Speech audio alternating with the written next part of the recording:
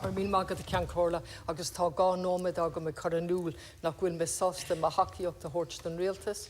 Buníthe ní ar cúisina pásanta tá agam ga aibríonn sibh go crua, ga ara agus ga cheapta dála ach buníthe ar na policy atá sibh a chur chun cín, policy atá ag cothú tuile feibanna agus buníthe ar policy nua liberálachas.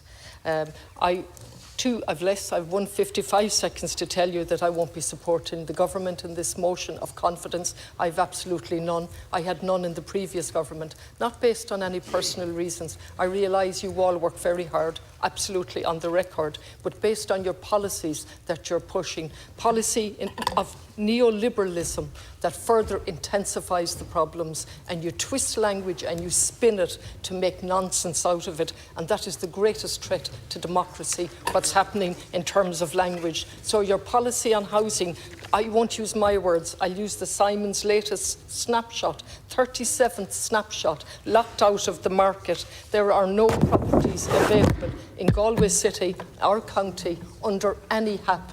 Not even with the new discretionary ones that will be coming in, no policies available. We have no houses available whatsoever. We have now 10,325 people homeless. We're almost approaching the peak. Can you imagine a peak of 10,514 homeless in 2019? And you're telling us your policies are working. I live in a city where last week somebody was on a trolley for 7 days and then was given a room.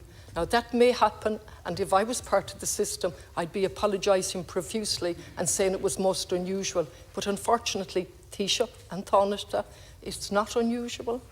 And I failed to understand the answer. 7 days on a trolley, almost blind, and a catheter.